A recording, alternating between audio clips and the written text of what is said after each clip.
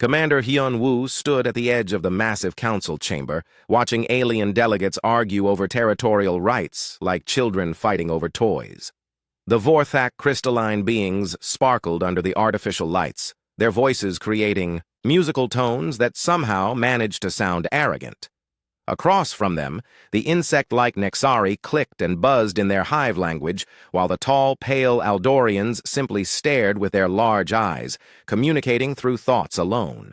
None of them looked at the human section. They never did. "Another productive session," Dr. Yunji whispered beside him, her voice dry with sarcasm. She adjusted her glasses and looked at her tablet, where she had been taking notes about alien technology for the past 3 hours. The other species shared their discoveries freely, never thinking that the quiet humans might be learning something useful. Hyun-woo nodded but said nothing. He had learned long ago that silence made people underestimate you. The galaxy saw humans as the newest members of the council, barely 200 years out of their home system. Young, primitive, eager to please. They had no idea how wrong they were. Ambassador So-Ra approached them with her usual calm smile. She had just finished another failed attempt to get equal voting rights for human colonies. The Vorthak had dismissed her request without even listening to her arguments. "They want us to evacuate 3 more colonies," So-Ra said quietly. "The Vorthak found mineral deposits they want to mine. They say our settlements are in the way." "How many people live there?" Yunji asked. "About 2 million on New Seoul alone." Hyun-woo felt his jaw tighten, but he kept his expression neutral. Around them, aliens continued their debates about trade, routes and territory, treating human lives like minor inconveniences. Captain Dong-min joined their small group. His exploration uniform was simple and practical, nothing like the decorated outfits worn by alien military officers. Most species thought humans had no real military at all. Dong-min encouraged that belief. "Any word from home?" he asked. "General Tae-hyun sends his regards," So-Ra replied. "He said to tell you that your ships are performing perfectly, better than expected." Dong-min smiled. The other delegates saw his small fleet of exploration vessels as harmless research ships. They had no idea what those innocent-looking vessels could really do. The Aldorian delegate suddenly stood up, his pale face showing concern. "We have received troubling reports from our border worlds. Unknown ships have been detected near our territory." The Vorthak representative's crystal body flashed with annoyance. "Perhaps the humans are expanding again without permission. They seem to think they can go wherever they please." Hyun-woo stepped forward. "Human ships are only operating in our assigned sectors. We follow all council regulations." The alien looked down at him with obvious disdain. "Of course you do. You wouldn't dare do otherwise." Several aliens laughed at this comment. The sound echoed through the chamber, a mix of crystals chiming, insects buzzing, and psychic whispers. Hyun-woo stood there and took it, just like humans had been taking insults for 150 years. But behind his calm face, he was thinking about the real human fleet, the ships that stayed hidden in asteroid fields and gas-giant atmospheres, the weapons that could turn this entire station into dust in seconds, the technology that made alien science look like cave paintings. Earth had made a choice long ago. Show weakness, not strength.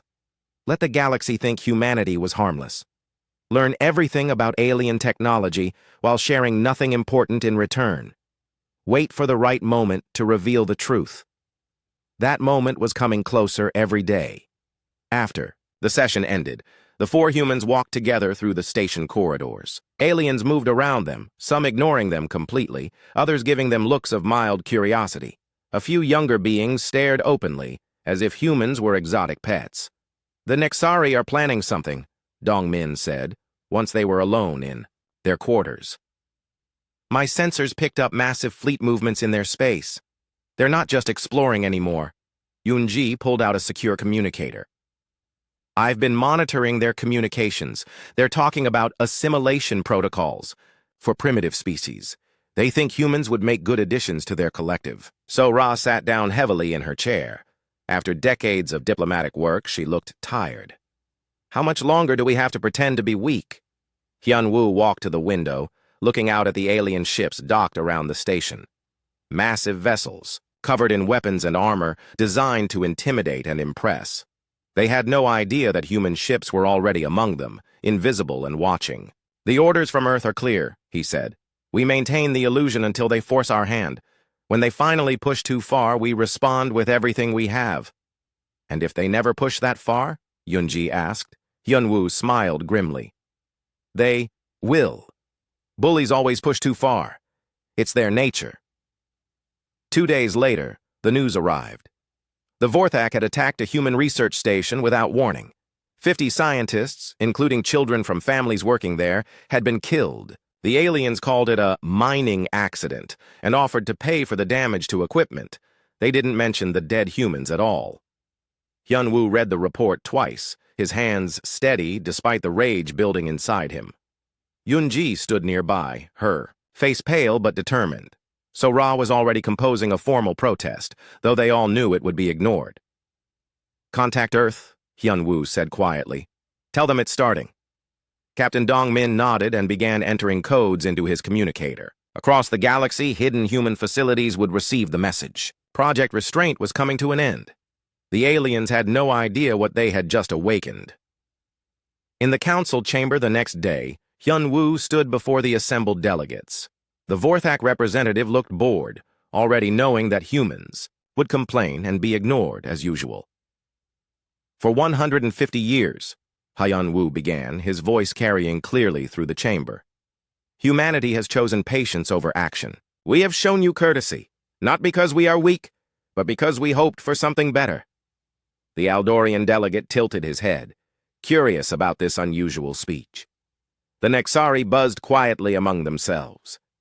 "The attack on Research Station, Alpha, was not an accident," Hyunwoo continued. "It was murder, and it was a choice. Your choice." The Vorthak representative flashed with irritation. "You dare accuse us of—" "This is your warning," Hyunwoo said, cutting him off. The chamber fell silent. Humans never interrupted other species. It simply wasn't done.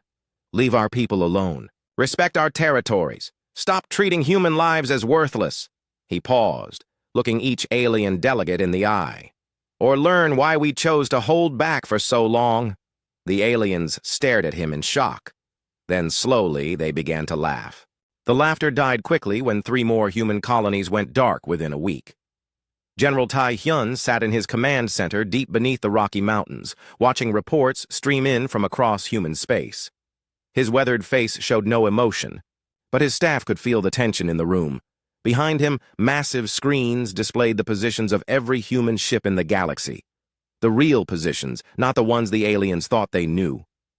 "New Busan is gone," Lieutenant Nam Su reported, her voice steady despite the terrible news. "Vorthak mining ships arrived 6 hours ago. They didn't bother with evacuations, just started cutting up the planet with their extractors. 50,000 people had lived on New Busan. Families who had spent generations building farms and cities on that world. Now they were all dead, turned to ash by crystalline beings who saw them as obstacles to profit. The Nexari took New Incheon," another officer reported. "They're calling it a peaceful integration.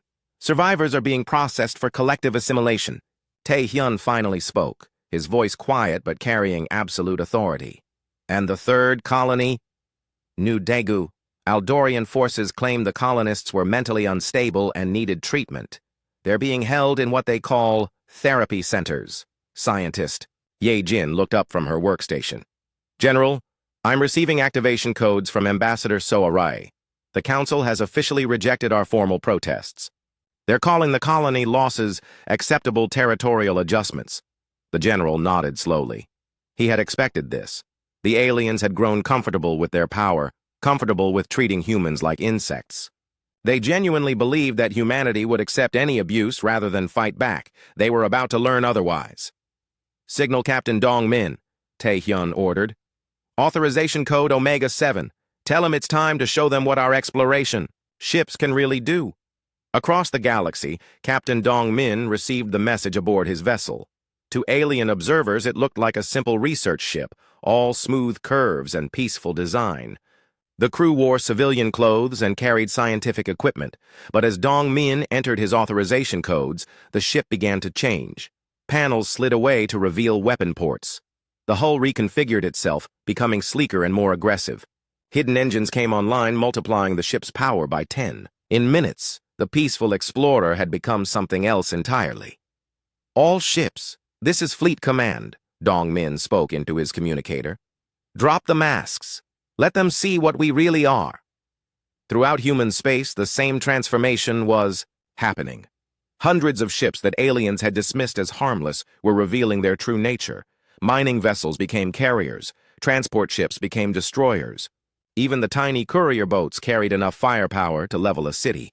But this was still just the beginning. Dr. Yun-ji stood in her laboratory, her hands moving over controls that most alien scientists would consider impossible. Around her, machines hummed with energy that bent the laws of physics. For decades, she had been developing weapons and defenses while pretending to study agriculture and medicine. "Planetary defense grids are online," she reported to General Tae-hyun. "Every human world now has full protection. The aliens won't be able to attack another colony without facing serious resistance." "What about our special projects?" Yun-ji smiled for the first time in days. "The gravity manipulators are ready. The dimensional shift drives are operational, and the neural networks are fully integrated with all fleet units." These were technologies that alien civilizations had only dreamed about. Humans had not only dreamed about them, they had built them. While the galaxy argued and fought over resources, humanity had been advancing their science in secret. Commander Hyun-woo was on his way back to Earth when the news reached him. The Galactic Council had issued a statement declaring human territorial. Claims void. They were giving human worlds to whoever wanted them, like dividing up a defeated enemy's possessions. "They still think this is a game," Ambassador So-ra said over the communication link. She was aboard her own ship, also heading home. Her decades of diplomatic patience had finally reached its limit. "Let them think that," Hyun-woo replied. "It will make what comes next even more effective." The alien powers had formed what they called a stabilization committee. The Vorthak would handle resource extraction from former human worlds. The Nexari would integrate human populations into their collective. The Aldorians would provide psychic conditioning to ensure cooperation. They had divided up humanity like a business transaction. But they had made one crucial mistake. They assumed that the humans they had been dealing with represented all of human military capability.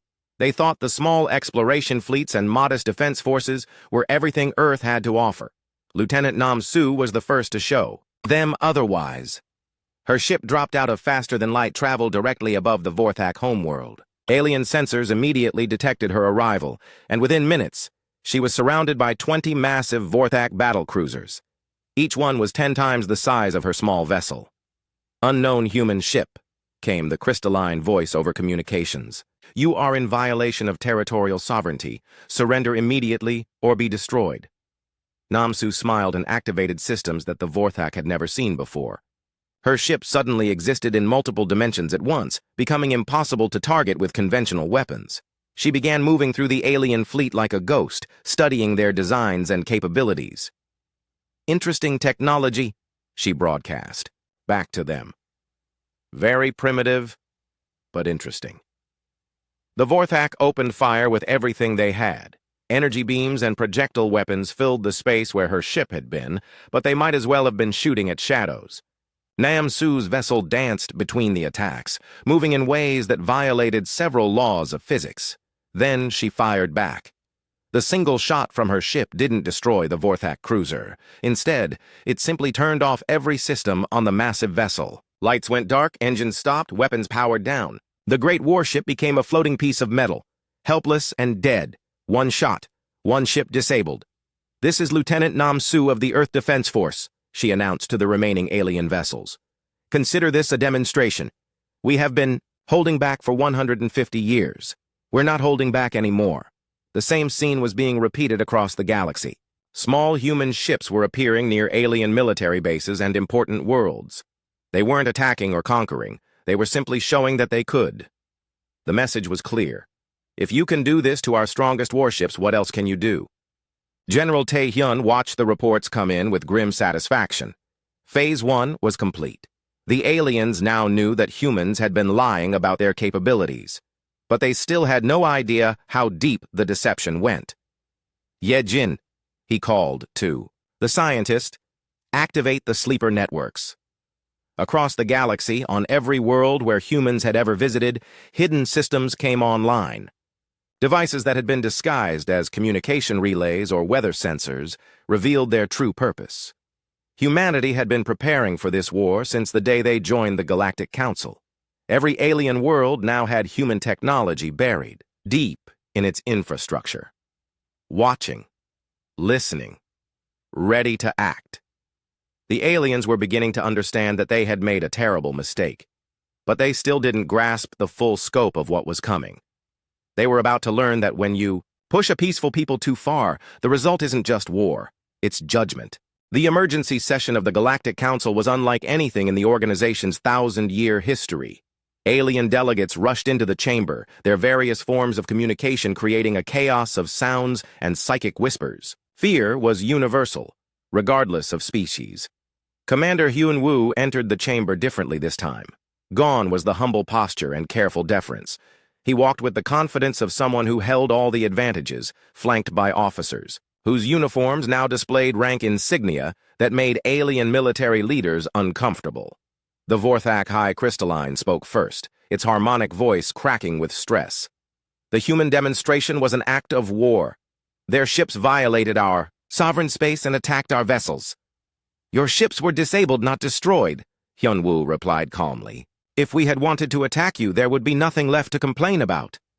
The Nexari Queen's representative buzzed angrily. Impossible. Our intelligence reports show humans possess only basic military technology.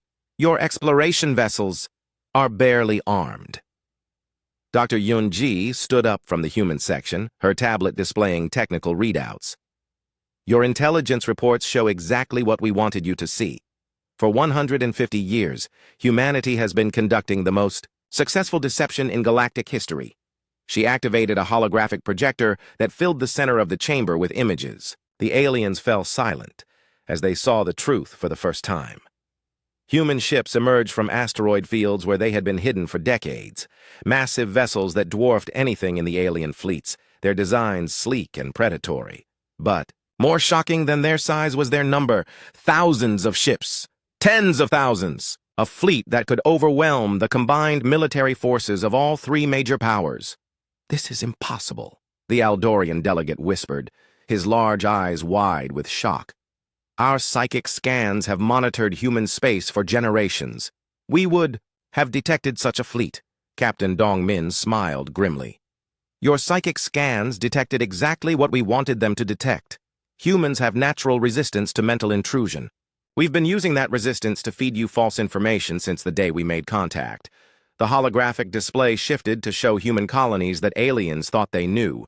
Simple farming worlds and research stations transformed before, their eyes revealing massive defensive installations and industrial complexes. Worlds they had dismissed as primitive were actually fortress planets with technology that made alien science look ancient. Scientist Ye Jin stepped forward, her voice carrying across the stunned chamber. Every piece of technology you've seen from humanity has been deliberately limited.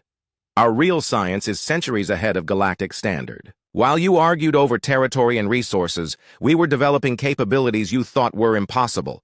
She gestured, and the display showed human ships moving through space in ways that violated known physics. Vessels that could exist in multiple dimensions simultaneously, weapons that could rewrite matter at the atomic level, defenses that turned energy attacks into harmless light. General Tai Hyun's voice came through the chamber's communication system, broadcast from Earth itself. His image appeared above the human delegation, showing a man who looked nothing like the peaceful diplomat the aliens expected. My name is General Tae Hyun, Supreme Commander of Human Defense Forces.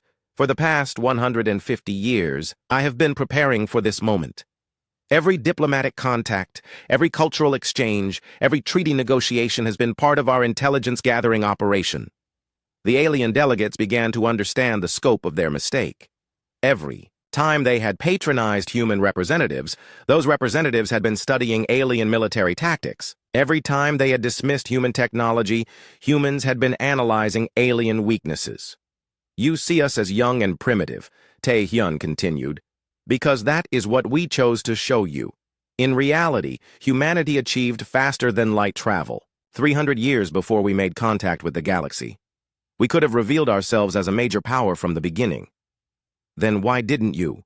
the Vorthak High Crystalline demanded. "Ambassador." Sora stood up, her diplomatic composure finally showing cracks of anger. "Because we hoped for better. We hoped that joining your civilization would mean cooperation, not domination. We hoped that showing peaceful intentions would be met with respect, not exploitation." The chamber fell silent as the implications sank in. Every alien power had built their strategies around the assumption that humans were weak and harmless. Their entire political and military structure was based on that false foundation. Lieutenant Nam Su's voice joined the broadcast from her ship, still orbiting the Vorthak homeworld. "Your military commanders are receiving detailed analyses of your fleet capabilities. We know the weak points of every ship design. We understand your tactical doctrines better than your own officers. We have been preparing to fight you longer than most of your soldiers have been alive." The Nexari representative tried to regain some authority. "Even if this is true, you are still outnumbered. The combined fleets of the three powers total over 2 million vessels." Dr. Yun-ji laughed, a sound that somehow managed to be both amused and threatening. 2 million ships using technology we perfected and discarded decades ago. Ships that move in predictable patterns using conventional physics. Ships crewed by species we have been studying for over a century. The holographic display changed again, showing a tactical analysis that made several alien military officers gasp in recognition. Human strategists had identified every weakness in alien fleet formations, every limitation in their technology, every psychological pressure point in their command structures. "You have been fighting practice wars against each other," Commander Hyun-woo said quietly. "We have been preparing for a real war against all of you." The Aldorian delegate attempted to use his psychic powers to read human intentions, then staggered back in shock. Not only could he not penetrate human mental defenses, but something was reading his mind in return. "Uncomfortable, isn't it?" "Scientist," Yijin observed. "Humans don't just resist psychic intrusion, we can turn it around. Every time your species has tried to scan our thoughts, we've been scanning yours in return." The full horror of the situation began to dawn on the alien powers. For 150 years, they had believed they were the dominant civilizations in the galaxy. In reality, they had been living under the observation of a species that could have conquered them at any time. General Tae-hyun's image shifted to show the true scope of human expansion. While aliens thought humans controlled a few dozen worlds, the reality was thousands of planets, many of them hidden or disguised as uninhabitable rocks. "Your mining operations have been digging through human territory for decades, without knowing it," he revealed. "Your trade routes pass through systems we control. Your military bases are surrounded by our installations." Captain Dong-min added the final revelation. "The exploration ships you've been seeing are not our military vessels. They're our scouts. Our actual warships are larger than your space stations and equipped with weapons that can remake matter at the quantum level." The alien delegates sat in stunned silence, trying to process the magnitude of their miscalculation. They had not just underestimated a potential enemy, they had been living in a carefully constructed illusion while a superior civilization watched and planned. "What do you want from us?" the Vorthak High Crystalline finally asked, its voice subdued. Hyun-woo's expression hardened. "We want you to understand that the age of treating humanity as your inferior is over. We want the return of every human taken from our colonies. We want reparations for the lives you have destroyed, and we want you to remember this moment the next time you consider attacking innocent people." The chamber erupted in protests and threats, but the humans remained calm. They had held all the advantages for over a century. Now finally they were ready to use them. The galaxy would never be the same. The greatest military alliance in galactic history formed within 72 hours of humanity's revelation. Ancient enemies put aside centuries of conflict to face what they now recognized as an existential threat. Vorthak crystal ships joined. Nexari biovessels and Aldorian mine cruisers in massive fleets that stretched across star systems. General Tai Hyun watched their preparations from his command center, his officers providing real-time updates on alien movements. The three powers were mobilizing everything they had, calling in reserves from the furthest reaches of their territories. "They're committing over 2.5 million ships," Lieutenant Nam-Su reported. Her own vessel had returned to human space, but she had left monitoring devices throughout alien territory. The Vorthak alone are bringing 800,000 mining vessels converted for combat. "Expected," Tae-hyun replied calmly. "They believe that overwhelming numbers will compensate for technological disadvantages. It's a common mistake." Scientist Ya-jin looked up from her tactical displays. "Should I activate the planetary defense grids?" "Not yet. Let them come to us first. I want them to understand the full scope of their error before we end this." The Alien Alliance had chosen Earth itself as their primary target. If they could destroy humanity's homeworld, they reasoned, the rest of the species would surrender. It was logical thinking based on how their own civilizations operated. They had no idea that Earth was the most heavily defended planet in the galaxy. Captain Dong Min stood on the bridge of humanity's flagship, a vessel so large that alien sensors initially mistook it for a small moon.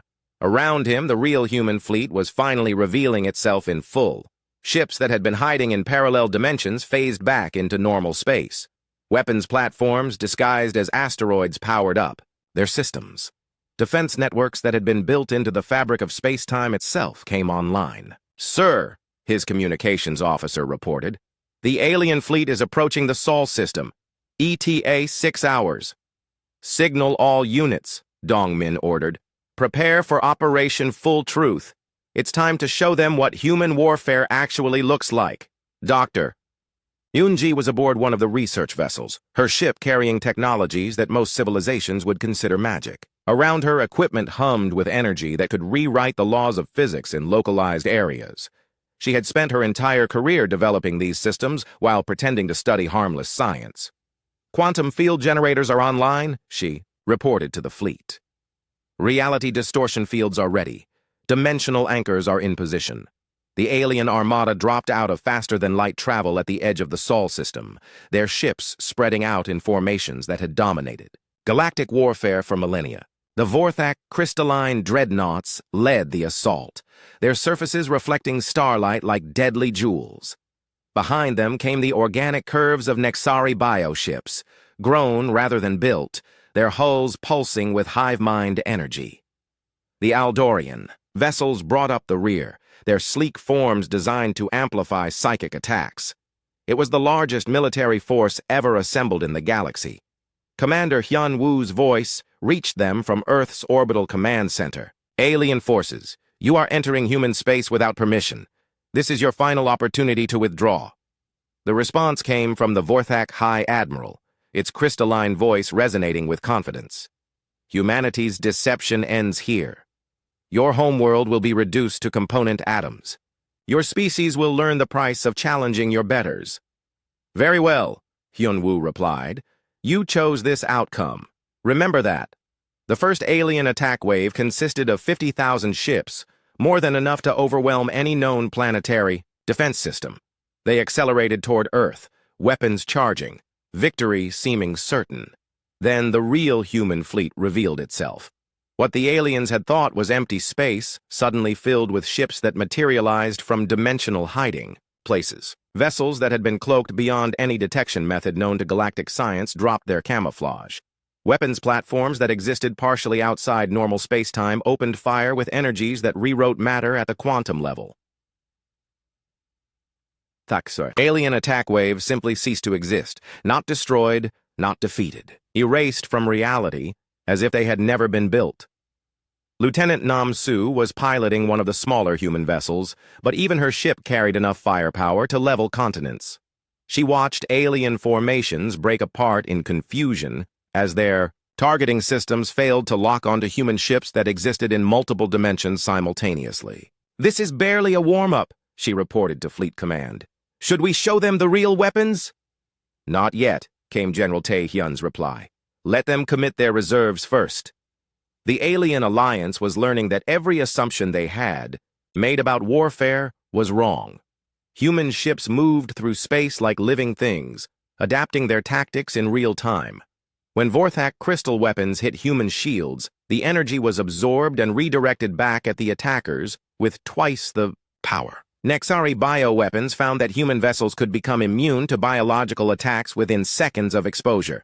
Most disturbing of all, the Aldorians discovered that their psychic abilities were not just useless against humans, but dangerous. Every time they tried to influence human minds, the attempt was reflected back at them, leaving their own crews confused and disoriented.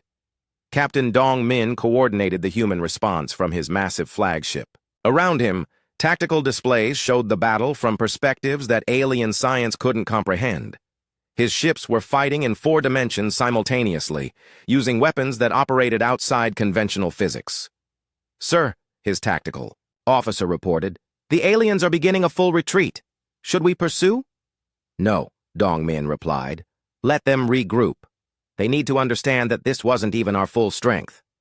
Dr. Yun-ji was analyzing alien technology in real time, her instruments dissecting their weapons and defenses as the battle continued. "Fascinating," she murmured to herself. "Their energy projection systems are actually less efficient than what we were using 2 centuries ago." The alien retreat was chaotic and panicked. Ships that had fought in 100 battles fled in terror from weapons they couldn't understand. The great alliance that had formed to destroy humanity was falling apart before it had even engaged the main human fleet. But General Tae-hyun wasn't finished with them yet. "All units, begin Phase 2, he ordered. "Show them what human expansion looks like." Across the galaxy, human ships began appearing in alien territory, not attacking, but establishing presence. Worlds that alien powers had controlled for millennia suddenly found human installations materializing in their systems. Trade routes that had been exclusively alien for centuries discovered human ships already waiting along them. The message was clear. While you were trying to destroy us, we were taking over your territory. Scientist Ye Jin's research had made it possible. Human ships could move through space faster than light, faster than thought, faster than the alien powers could respond. They could be anywhere, at any time, without warning. Ambassador So-Ra was back on Earth, watching the battle reports, with a mixture of satisfaction and sadness. "Did it have to come to this?" she asked Hyun-woo. "We gave them 150 years to choose cooperation over domination," he replied. "They made their choice when they started killing our people." The alien alliance attempted one final, desperate assault. Every ship they had left, nearly 2 million vessels, converged on human space in a last attempt to overwhelm Earth's defenses through sheer numbers. Human response was swift and absolute. Captain Dong Min's flagship alone disabled half the alien fleet with a single pulse of energy that turned off every electronic system within a light-year radius. The remaining ships found themselves surrounded by human vessels that had been waiting for them in dimensions they hadn't known existed. The battle was over in minutes. When the energy cleared and alien sensors came back online, they found their mighty fleets helpless and dead in space. Human ships surrounded them like predators around prey, but the weapons remained silent. General Tae-hyun's final message reached every alien vessel simultaneously. "This is what happens when you push a peaceful people too far. Your fleets are disabled, not destroyed, because we still hope you can learn. But understand this, the age of alien dominance is over. From now on, humanity leads, and you follow." The greatest military force in galactic history had been defeated by ships they never saw coming, using weapons they didn't understand, by a species they had dismissed as primitive.